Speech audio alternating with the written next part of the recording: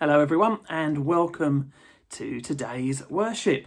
It's Wednesday, so that means we're working our way through the Jesus Storybook Bible. I wonder if you can remember last week's story. Last week we were looking at Joshua, who'd taken over from Moses. If you remember, Moses who'd led the Israelites out of the promised land. Joshua had taken over as the leader of the Israelites.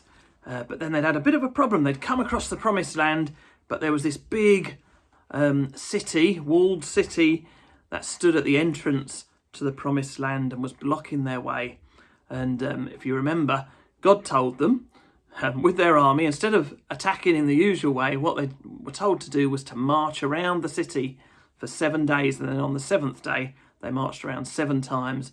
And the walls came tumbling down as they made as much noise as they could. So they trusted God. They trusted in what seemed like a very strange message. But in the end, that trust and that faith in God, faith's one of our school values, isn't it? That faith in God helped them to find their way into the promised land. So we're carrying on the story from there today. This little instalment is called The Teeny Weeny True King. So, God's people had a new land.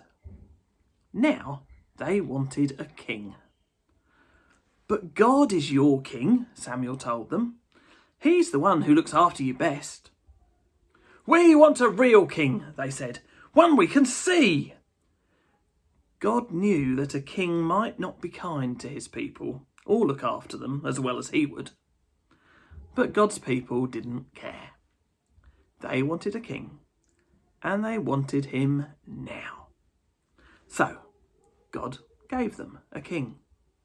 He was called Saul, and he seemed like a good king at first.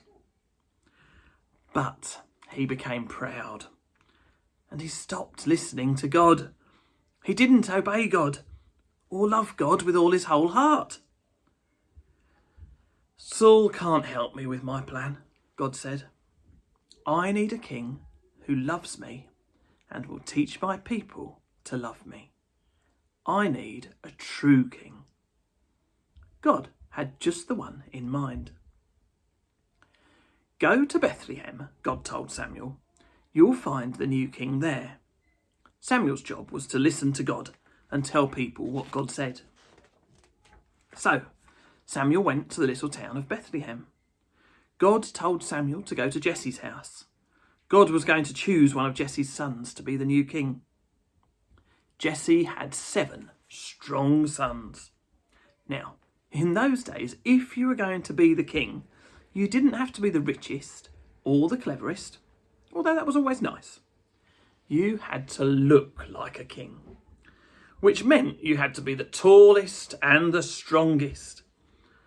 So you could carry the longest swords and biggest armour and defeat everyone. And it didn't hurt to be handsome either. Samuel asked Jesse to bring him each son in turn. So Jesse brought the oldest, tallest, strongest son. This must be the new king, Samuel thought. He looks like a king. But God didn't choose him. You're thinking about what he looks like on the outside, God told Samuel. But I'm looking at his heart, what he's like on the inside. So Jesse showed Samuel his next oldest, tallest, strongest son. But God didn't choose him either. In fact, God didn't choose any of the 7 sons. Samuel said, "Is that all?" Jesse laughed. Well, there's the youngest one, but he's just the weakling of the family. He's only teeny. Bring him, said Samuel. Jesse's youngest son came running up, and God spoke quietly to Samuel. This is the one. His name was David. He has a heart like mine, God said. It is full of love. He will help me with my secret rescue plan. And one of his children's children will be the king. And that king will rule the world forever. Samuel anointed David's head with oil, which was a special way to show that you are God's chosen king. You will be the new king one day, Samuel told him. And sure enough, when he grew up, David became king. God chose David to be king because God was getting his people ready for an even greater king who was coming. Once again, God would say, go to Bethlehem. You'll find the new king there. I bet you can think who that king is, can't you? And there, one starry night, in Bethlehem, in the town of David, 3 wise men would find him. Okay, that's it for today's instalment. I bet you can think who that future king is. I'm sure you can. I wonder if you can think about who David is. Okay, yes, we know he's going to become the king one day. I wonder if you can think about another story from the Bible that David is in. If you can, try and tell me at some point over this week. Right, well, good story, an interesting story, isn't it? So it wasn't the big, strong men. That's not what made a good king. I wonder if you can remember what it was that made a good king. It was somebody whose heart was full of one of our values. Probably our most important value of all, love. Okay, it was because David's heart was full of love that he would make a good king. Because it meant he would love and care for his people, which is what a good king should do, isn't it?